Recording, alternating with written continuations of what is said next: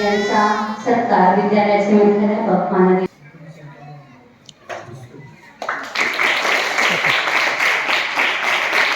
स्वागत श्री ठाकरे सर यांनी करावे अशी सरांना नम्र विनंती करते।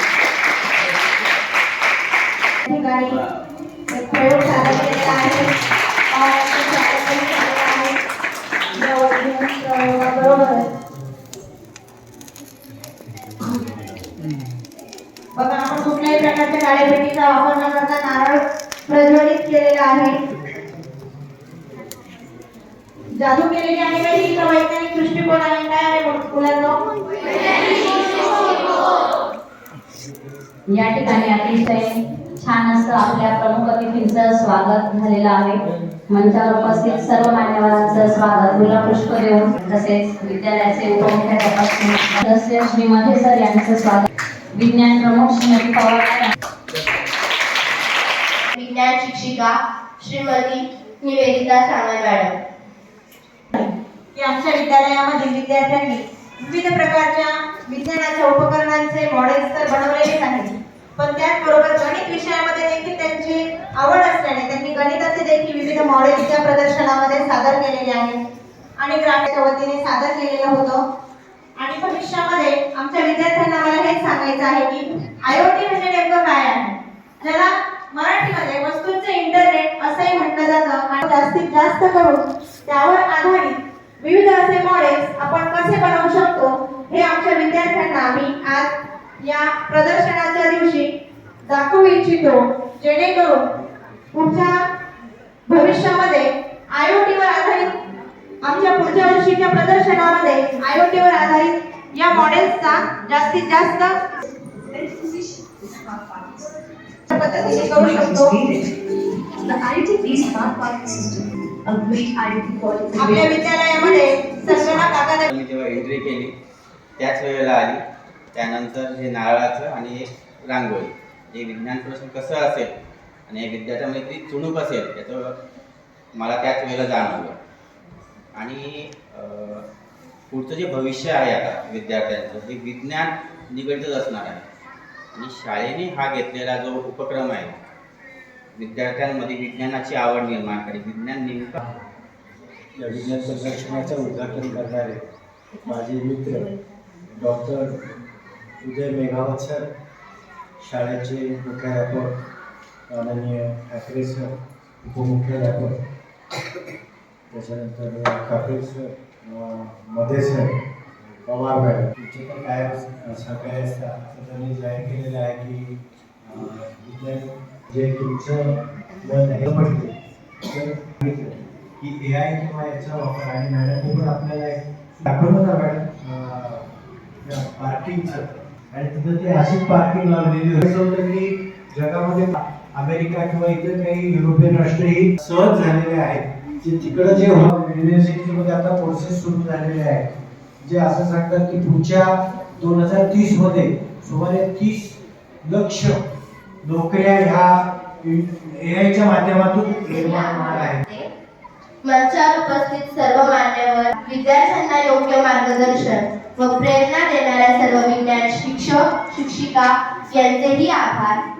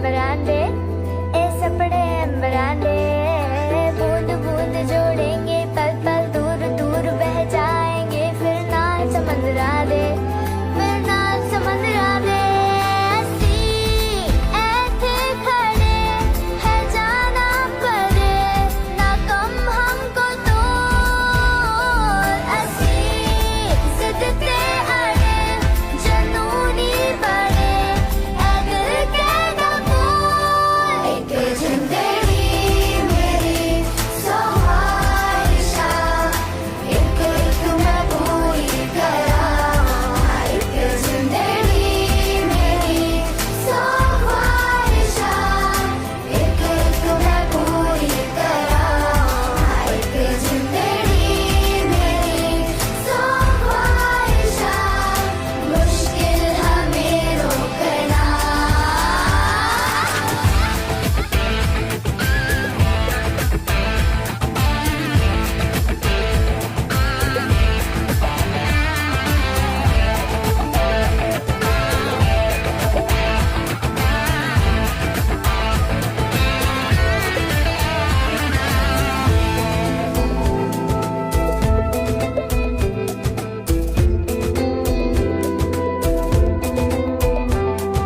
शहरों जैसे बन जाएंगे लगते ने जो छोटे छोटे रस्ते गलियां दे ऐ रस्ते गलियां दे फूलों की तरह महकेंगे हौले हौले यारो एक दिन मौसम गलियां दे ऐ मौसम गलियां दे अभी न जाने कोई पहचाने कोई है क्या अपना मोल असी जिद ते अड़े जनूनी बड़े ऐ दिल के Good afternoon, everyone. My name is Jignasa Ravindra Gaikwad. I study in 8A class.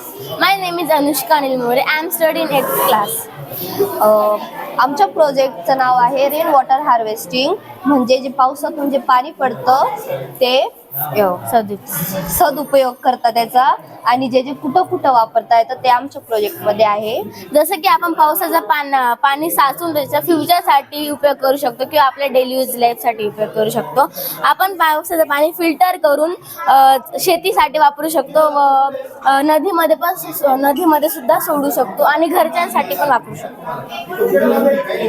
आणि शेतीसाठी पण फिल्टर पाणी करून जे आपल्या जे एखाद्या वेळेस आपल्या छतावरती जे पाणी साचतं ते पण आपण फिल्टर करून वापरू शकतो. आणि शेतीमध्ये पण जातं ते पाणी आणि तलावांमध्ये पण आपण साचवून ठेवू शकतो. घरात पण माझे नाव प्रांजल मनोज काक्रज. मी आता 5वी अ मध्ये शिकते. नमस्कार, माझे नाव खुशी विशाल गायस्ताय. मी आता 5वी अ मध्ये शिकते. आमच्या प्रयोगाचे नाव आहे आरोग्य आणि सदृढ आरोग्य. म्हणजेच की आता तुम्हाला इथे शाळा दिसतच असेल, त्याच्यासमोर काही विद्यार्थी व्यायाम करत आहेत. त्या व्यायामाने आपल्या शरीराला व आपल्याला खूप फायदे होतात आणि आपल्याला पिझ्झा, बर्गर, नूडल्स हे खाल्ल्याने आपल्याला खूप म्हणजे आपल्याला खूप आजार होतात. पण असे खूप पौष्टिक आहार आहेत ज्यांचे आपल्याला खूप म्हणजे आपल्याला काही त्रास होत नाही, ते आपल्या शरीरासाठी खूप चांगले आहेत. माझे औषधी झाडे ज्याच्यापासून आपण कफ सर्दी ते दूर होऊ शकतात. हे बाळांसाठी हे खोकल्यासाठी. झाडाचं नाव काय बेटा? नमस्कार, माझे नाव यशराज मांगीलाल डंबळ आहे. मी आता 8वी ई मध्ये शिकतो. मी आज बनवले आहे स्मार्ट स्प्रिंकलिंग मॉडेल, ज्याच्यामध्ये आपण शेतीविषय, कृषी विषय आहे. त्याचा मेन टॉपिक कृषी आहे व त्याच्यात आपण शेतीमध्ये फवारणीसाठी जे केलं जातं हँड फवारणी जी राहते त्याच्यात कॉस्ट जास्त राहतो, पण मानवाच्या जीवाला धोका राहतो. आणि ड्रोननी जी फवारणी होती त्याच्यात कॉस्ट जास्त राहतो, जे नॉर्मल माणूस करू नाही शकत. त्याच्यासाठी आपण ही गाडी बनवली आहे जिचा कॉस्ट कमी आहे आणि टाईम बी कमी घेते व फवारणी बी नीट बुडात रूट्सच्या याच्या जाती रूट्समध्ये जाती. ती प्रॉपर वर्किंग आहे. त्याला मी कमी खर्चात उपयोगी बनवले आहे. आणि हे जे आहे याच्यात वॉटर पंप लावलेला आहे आणि वर्किंग आहे. तुम्हाला वर्किंग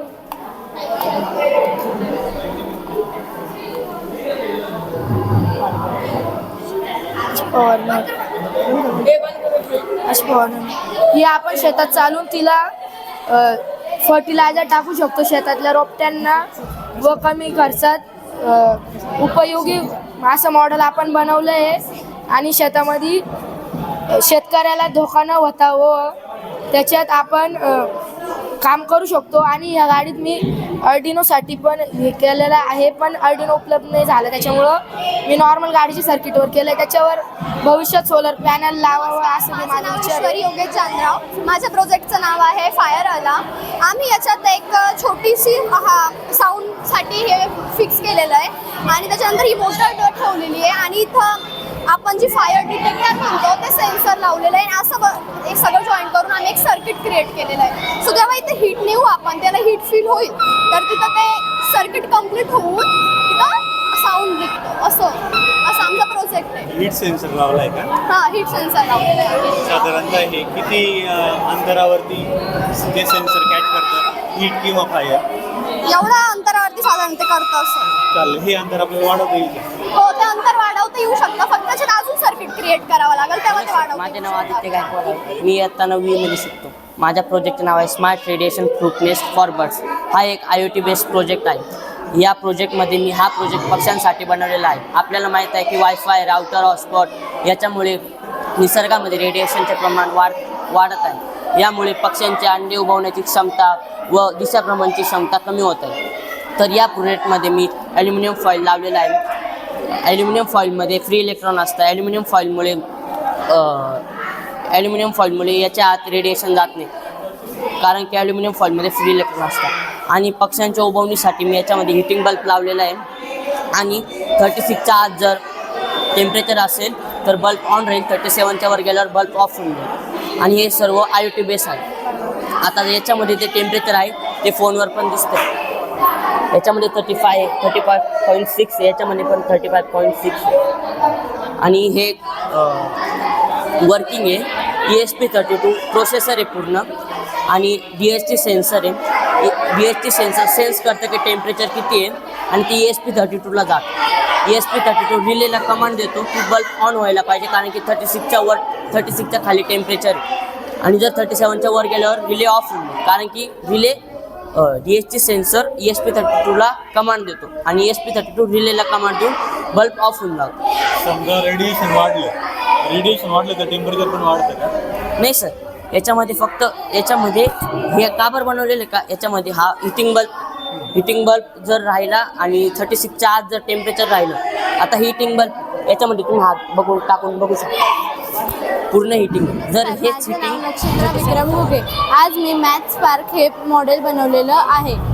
हे आहे सर्कल, याचं आहे डायमीटर, हे आहे रेडियस, हे आहे सिकंड. ही 2 पॉईंटला जॉईंट होते आणि हे टेंजंट हे एकच पॉईंटला जॉईंट होतं. हे आहे टाईप्स ऑफ ट्रायंगल. हे आहे पायथागोरसचा theorem. Side 1 square plus side 2 square is equal to हायपोटेन्यूसचा स्क्वेअर. हे आहे ग्राफ. क्वांटंट हे 1, 2, 3, 4 असतात. हे आहे नंबर लाईन, पॉझिटिव्ह इंटिजर आणि निगेटिव्ह इंटिजर. हे लिनियर पेअर अँगल आहे. हा लिनियर पेअर अँगल हा 180 डिग्रीचा असतो. आणि हे आहे फॅक्टर ऑफ ट्री. हे प्रोटेक्टर आहे. हे आपण अँगल मोजण्यासाठी करू शकतो. हा आहे राईट अँगल. हा आहे ऑप्ट्यूज अँगल. हा आहे तुमच्या अनेकांनी सांगितलं की ह्या आमच्या स्वतःच्या आयडिया आहेत, भले त्या प्रॅक्टिकल नसल्या, थोड्या चुकीच्या असल्या तरी चालेल, पण तुमचा मेंदू विचार कसा करू शकतो याचं फक्त माहिती करून घ्या किंवा विचारा. औषधी वापर आपण नेमका कुठे अनेक जण आपल्याला प्रश्न औषधी पडतील तेव्हा आणि औषध